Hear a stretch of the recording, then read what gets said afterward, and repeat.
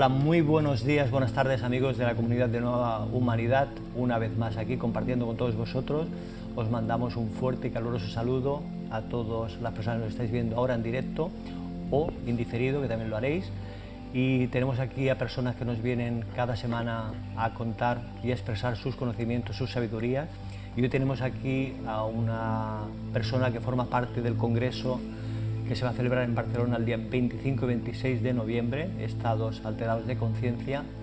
Él es David Barba, es escritor, director de Ediciones La Llave y periodista, y vamos a hablar con él sobre la dimensión espiritual de la experiencia psicodélica.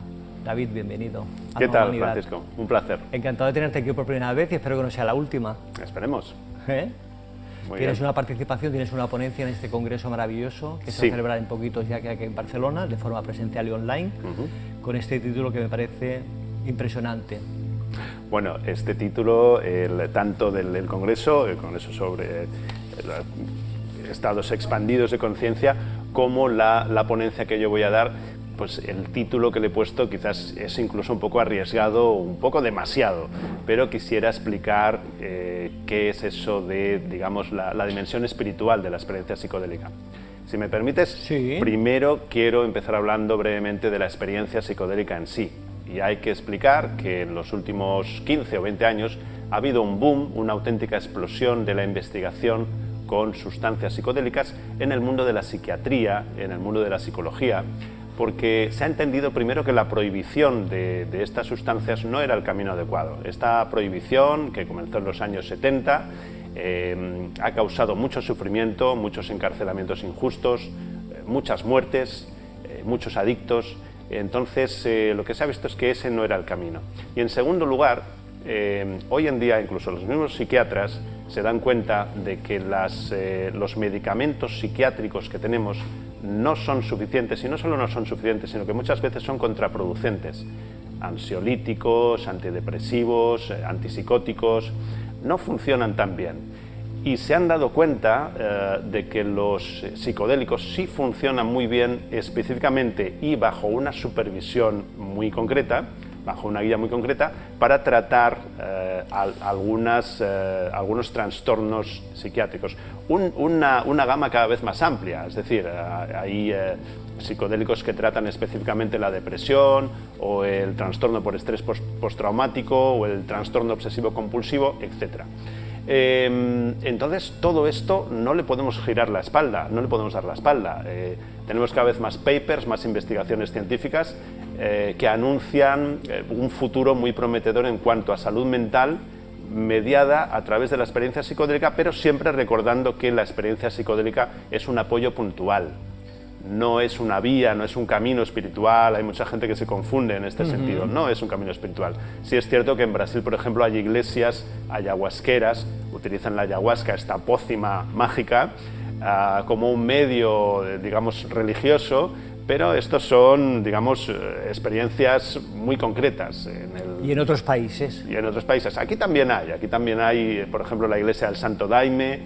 Pero bueno, quien decide tomar este camino en la vida, muy bien, allá él, bajo unas determinadas circunstancias y bajo una guía muy experimentada. En el día a día, estas experiencias, personalmente, creo que siempre son, como digo, apoyos puntuales, como para no confundirse. Y con personas también muy preparadas, me imagino, David, ¿no? Siempre no ponerse en manos de cualquiera, exacto, ¿no? Siempre es tan importante la sustancia como el guía. Digamos que la sustancia puede ser el 50%, la persona que guía es el otro 50%, y por tanto, cuidado con charlatanes, cuidado con gente demasiado entusiasta en los efectos, en lo que te puede aportar un psicodélico, cuidado con gente que no está en su centro. Así que bueno, por una parte está este asunto, la experiencia integrar psicológica. esa medicina, ¿no? de forma paralelamente a la medicina convencional, David, con gente muy preparada. Exactamente. ¿No? Esto es una parte, pero yo en la ponencia hablo además de la dimensión espiritual de este tipo de experiencias, y eso sería una parte, un mundo aparte también. Es decir, tenemos todo un camino que se nos abre en el mundo de la salud mental, pero además tenemos este otro añadido muy importante, que es el de la dimensión espiritual. Entonces, ¿qué pasa con los psicodélicos y la dimensión espiritual? Pasa que en determinadas circunstancias a muchas personas se les abren asuntos espirituales. Es como decía Abraham Maslow, el gran psicólogo humanista, decía que todos somos espirituales de entrada, de nacimiento, todos tenemos como esa fuerza, esa capacidad, pero nos volvemos duros de oído, por expresarlo de alguna manera. Nos volvemos insensibles al fenómeno, a la dimensión espiritual. Y a veces, si tenemos suerte, a lo largo de la vida podemos recuperar algo de ese oído. Pues bien, un psicodélico bien empleado, con la guía adecuada, podría ser un amplificador, un auténtico sonotone espiritual de gran volumen, que de repente nos da la posibilidad de abrirnos a una dimensión mucho mayor de la existencia, a profundizar, a entrar en contacto más profundo con nuestra propia interioridad, a agachar la cabeza delante de aquello que es más grande que nosotros, pero que no lo reconocemos habitualmente, como puede ser la naturaleza, el cosmos, una determinada idea de Dios, etc. Y por supuesto también nos anima, nos proyecta hacia la experiencia contemplativa, hacia la contemplación en sí, que es el detenimiento total de las cosas mundanas y el hecho de estar atento no solo a lo sutil, sino a esa dimensión de ser simplemente por ser. Es decir, que los sentidos se amplifican. Totalmente. 100%. Totalmente. ¿No, David? Sí, y hay además un asunto muy interesante. Quien tiene una experiencia en el uso de psicodélicos se puede dar cuenta fácilmente de que por lo general un psicodélico te ayuda a... es como una especie de agente sanador, se convierte en una especie de agente sanador, en el sentido de que el psicodélico o bien tiene su voz propia o bien te activa una voz interior de la conciencia que generalmente está dormida. No voy a entrar en eso, que sería demasiado esotérico, pero esta voz lo que hace es trabajar a tu favor, trabajar a favor de tu salud, de tu despertar, del hecho de que obtengas insights, darte cuenta, percatarte de asuntos que estaban dormidos o negados o ignorados en ti. De repente, esa voz es una voz que te anima a volverte más sabio, más humano, o por ejemplo a estar al servicio. Cuento una pequeña anécdota. Yo conozco a una persona que era un yuppie, un ejecutivo agresivo, un hombre del mundo de los negocios, muy voraz, ¿no? Porque uno de los grandes problemas de nuestra civilización es la voracidad. Entonces este hombre le ofrecieron comprar unas tierras, unos bosques vírgenes en África, para poder especular con ellos, para poder deforestarlos, hacer plantaciones de otra cosa, o sea, destruir la tierra. Y este hombre, en el camino de comprar estas tierras, resulta que fue invitado a tomar ayahuasca por primera vez. Y dijo, bueno, está bien, pues vamos a aceptar, pues un yuppie agresivo, digamos que debió pensar, bueno, dejemos la cocaína por un rato, que ya me tiene aburrido, vamos a probar una droga nueva. Y no, la ayahuasca no es como la cocaína, de hecho hay sustancias que son focalizadoras de la conciencia, eso no son psicodélicos como la cocaína, hay sustancias que son depresoras de la conciencia como la heroína, eso tampoco es un psicodélico, y hay sustancias que son amplificadoras de la conciencia, eso es lo que llamamos psicodélicos, y estas son las que nos interesan porque estas son las que tienen un potencial sanador. ¿Qué pasó con este hombre, con este yuppie agresivo? Que después de tomar la ayahuasca compró las tierras igualmente y las convirtió en una reserva natural. Qué bueno. Bueno, este es el potencial que a veces tiene la ayahuasca Le cambió totalmente la intención. Le cambió totalmente la intención. Ayahuasca, peyote, hongos psicodélicos, hongos psilocibes, ibogaína también, que es una planta africana, una gran desconocida, con un gran potencial terapéutico, sanador, por ejemplo, de las grandes adicciones, de las fuertes adicciones, pero también me refiero a algunas sustancias químicas, como por ejemplo el famoso éxtasis o MDMA, del cual se ha descubierto, se sabe ya perfectamente, está documentado científicamente, médicamente, que tiene un enorme potencial sanador del estrés postraumático. Mujeres que han sufrido, bueno, y hombres que han sufrido agresión sexual, veteranos de guerra que vuelven de situaciones de muerte y sangre muy terribles, ¿no? Personas que se quedan catatónicas, que no hay manera de devolverlas a la vida. De repente, a través de esta experiencia con MDMA, con éxtasis, en un grupo terapéutico, resulta que pueden digerir el trauma y pueden volver a estar en el mundo, pueden volver a querer, a amar, a participar, a dialogar. Unos de los pioneros de esta recuperación del MDMA a nivel terapéutico han sido los psiquiatras militares americanos, porque no sabían qué hacer con los veteranos de guerra que volvían de Irak, de Afganistán, completamente, como digo, catatónicos. Esto ha sido la manera de recuperarlos y de hacer que digieran los traumas de guerra y que vuelvan a estar en el mundo. Es decir, que el trauma en sí, no hay ningún medicamento que pudiera ayudarlos. El único, uno de los, el psicodélico que más potencial tiene en este sentido es el MDMA, que no es exactamente un psicodélico, es un empatógeno, pero bueno, sería ya entrar en la letra pequeña del asunto. Pero también es muy interesante ver que los hongos psilocibes, los famosos hongos mágicos, igual que la ketamina, tienen un potencial sanador sobre la depresión, sobre todo con las depresiones muy abigarradas, la depresión mayor. De repente la experiencia con los hongos psilocibes, bien conducida también, bien guiada y sostenida con terapia, eso es muy importante, por supuesto, tiene un potencial curativo de la depresión que no tiene, por supuesto, ningún antidepresivo. Así que bueno, como digo, se abre todo un mundo que ya veremos qué para investigarlo muy bien, David, esto. Está muy bien investigado, está muy bien investigado. Esta es como la gran novedad, desde que se ha ido, digamos, comprendiendo que la represión y la restricción y la judicialización y el encarcelamiento de miles de personas es una estrategia que no funciona para parar pues toda la problemática con las drogas de las últimas décadas. Desde que se ha visto que el camino era otro y se ha recuperado la investigación que ya comenzó en los años 50 y 60, pero que se había detenido, se ha visto muy claramente, hay pruebas científicas, hay multitud de estudios que prueban esto que estoy diciendo, que prueban que hay un potencial sanador impresionante en salud mental de algunas sustancias psicodélicas.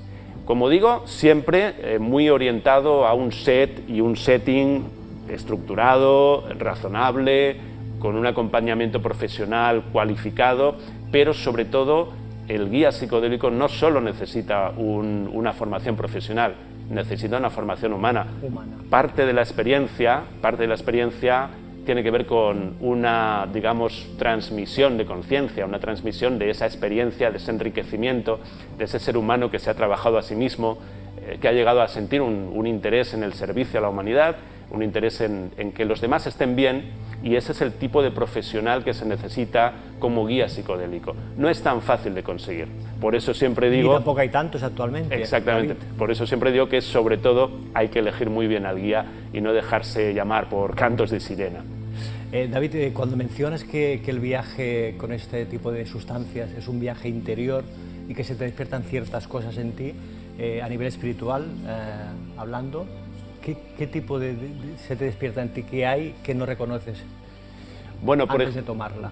Bien, por ejemplo, una experiencia muy habitual con psicodélicos es la experiencia arquetípica. Por ejemplo, es muy habitual que en el mundo de la ayahuasca, en una toma de ayahuasca, a alguien se le aparezca algún felino o se le aparezcan figuras de animales, y además también está muy estudiado que cada uno de esos animales representa pues una cierta idea arquetípica o una cierta, digamos, energía o pulsionalidad interna.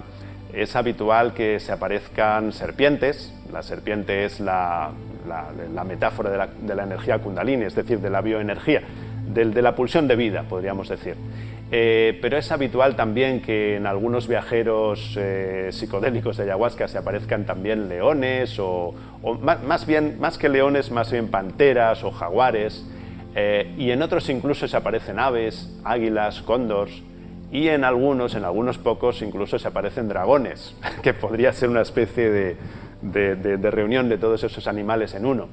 Pero esto es solamente como la parte más superficial del asunto, se puede bajar mucho más. Muchas veces una experiencia con una sustancia psicodélica como esta te pone en contacto con un síntoma. La gente sufre en nuestra sociedad muchísimo y la gente suele desarrollar síntomas psicosomáticos. Muchas veces a través de una experiencia psicodélica uno entra en contacto con uno de estos síntomas, por ejemplo un temblor o una sensación de ansiedad o de sofoco, y si se deja llevar y se deja profundizar, porque lo que hace la experiencia psicodélica es ayudar a que profundices en el síntoma, es curioso, pero se dan casos de curación del síntoma. muy escandalosos, muy evidentes. Yo he visto esos casos. ¿Lo has vivido? Sí, incluso en mí mismo. Entonces, yo no sé, la verdad es que ignoro si hay estudios concretos sobre este particular. Creo que debería haberlos, creo que es si no los hay, creo que es un lugar donde mirar, donde la ciencia debería mirar cómo a través de la experiencia psicodélica se puede curar el seguro que sí que hay estudios de este tipo, pero yo lo veo como algo muy eficaz. Tampoco podemos dejar de mirar ahí, tampoco podemos meter los psicodélicos debajo de la alfombra, porque es muy eficaz para este tipo de cosas, que son, como tú sabes, generalizadas. ¿Quién no tiene síntomas? ¿Quién no viene con trastornos de estrés, de ansiedad, con, qué sé yo, síntomas depresivos, una tristeza que parece que no se ve a nada, pero se debe a todo? Está demasiado presente. Y más en estos momentos que estamos viviendo ahora, David, que Exacto. son momentos difíciles para la humanidad, sí. Esta transición que estamos viviendo, ¿no? Exactamente. Bueno, quiero decir con todo esto que los psicodélicos tampoco son la panacea, no nos vayamos a confundir, pero puntualmente una experiencia psicodélica en buenas manos, con una buena guía, puede ayudar mucho con un problema puntual o un problema que se ha venido cronificando, un problema de salud mental, un problema de síntomas, un problema de depresión, de estrés. Así que bueno, hay como ese recurso, como esa herramienta. Buenas herramientas que nos sirve hoy en día para seguir avanzando, David. En el caso de los hongos psilocibes, sí. ¿Cómo crees que facilitan el desarrollo de la presencia, la serenidad y un estado de entrega en comparación con otras sustancias psicodélicas? Los hongos psilocibes son bien curiosos porque, por un lado, puedes tener experiencias de un gran contacto con la vida, con la instintividad, con la naturaleza, te puedes llegar a fundir en la naturaleza, pero también te ponen a veces en situaciones muy difíciles, en situaciones de ver tu ego amplificado y de ver los asuntos neuróticos que tienes pendientes y que vas metiendo, como digo, debajo de la alfombra, de verlos muy en primer plano. Por ejemplo, recuerdo una experiencia que yo viví. Yo siempre he sido pues, un gran nihilista, por desgracia. Siempre he tenido una tendencia a verlo todo negro en cuanto al futuro de la humanidad, en cuanto al sentido, ¿no? Como una sensación de falta de sentido, como si todo fuera absurdo. Entonces, en una de estas experiencias me metí directamente en esta sensación de absurdo. Nada tiene sentido, de hecho no existimos, todo está vacío, todo es una ficción, todo es maya, como dicen los hinduistas.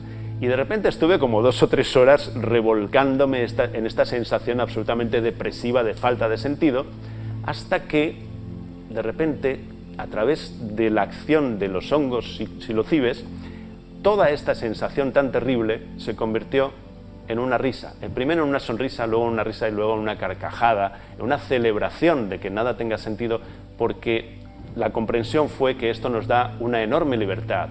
De hecho, ¿cuál es el sentido de que estemos aquí? ¿Quién sabe? Puede que haya muchos, pero para mí uno muy evidente es que nosotros, los seres humanos, tenemos un sentido narrativo. Somos aquellos seres que estamos dotados con el regalo de poder narrar la vida, poder narrar la existencia, narrar el cosmos, narrar incluso a Dios.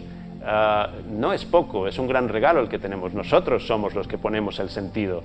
Todo lo demás simplemente es nosotros, además lo hacemos avanzar narrativamente. Es muy potente. Cada uno a su ritmo, ¿no? Exactamente. Entonces, hay una frase de Chögyam Trungpa, el gran lama budista que trajo el budismo a Occidente, uno de los pioneros, que dice, él decía, sacralízalo todo, bendícelo todo, hazlo todo sagrado, porque nada lo es. Bueno, son, yo creo que comprensiones espirituales bastante avanzadas, que de alguna manera hace que todo tenga un color más real, más claro. Es como que la vida se vuelve más viva, en el sentido de que de repente nos damos cuenta de que las cosas son mucho más complicadas de lo que pensamos, pero a la vez mucho más sencillas, y ahí nos podemos relajar, nos podemos serenar y sobre todo pasar a otra idea espiritual que me parece muy avanzada, que es la idea del servicio. Ya que nosotros le ponemos la narrativa, vamos a ponerle una narrativa que sea una narrativa de empuje hacia la vida, de pulsión de vida. El sentido sería ese, ¿no, David? Es decir, ofrecer el servicio cada ser humano a la humanidad.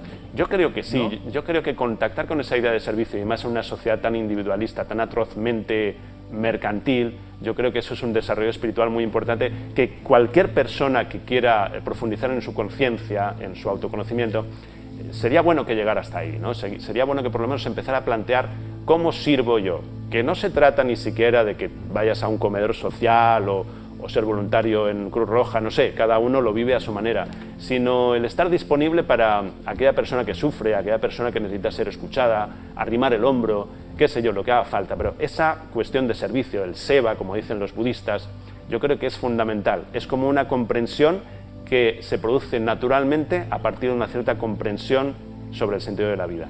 Bueno, y que yo creo que cada uno también tenemos unos dones y unos talentos, David, y hay que reconocerlos en sí para ponerlos al servicio de la humanidad, ¿no? Totalmente. Pues parte de lo que está diciendo David Barba va a ser parte de su ponencia el día 25 y 26 de noviembre en Barcelona. Estamos viendo en pantalla el cartel, el spot de este gran congreso. David Barba participa, entre otros ponentes que estáis viendo también aquí, como el doctor Manel Sanz, bueno, hay muchísimos aquí, los estáis viendo todos en pantalla, un gran congreso que se va a dar cita el 25-26 de noviembre en Barcelona. Tenéis aquí la página web, concienciaexpandida.org, donde podéis visitar todas las conferencias que se van a impartir allí y cada título y cada ponente que va a dar su charla allí en este congreso fantástico, David. Y tú formas parte de este elenco de profesionales tan maravilloso que nos ha brindado Eva Caballero como organizadora. Sí. Es un congreso que yo lo veo muy bien organizado, los ponentes son estupendos. De primera, todos. Sí, el doctor Pim Van Lommel, Vicente Merlo, Josep María Fericla, bueno, hay unos cuantos que realmente son gente que ha trabajado muy profundamente cada uno en su tema, algunos incluso que han trabajado a nivel académico muy profundamente, son personas muy prestigiosas, muy reconocidas, vamos, no es un congreso de charlatanes. En todo caso, el más charlatán yo, todos los demás son personas realmente profesionales. David, me quedé mucho más rato hablando contigo sobre esta temática porque es apasionante lo que llegas a saber, pero se nos está acabando el tiempo y tenemos que dejarlo aquí, David. Muy bien, pues un placer, Francisco. Será hasta la próxima, que igual nos traes algún libro de Ediciones La Llave. Por supuesto. Que eres director de esa editorial tan magnífica y charlamos sobre otra temática. Muy bien. ¿Te parece? Estupendo, muchísimas gracias. Gracias, David. Hasta la próxima.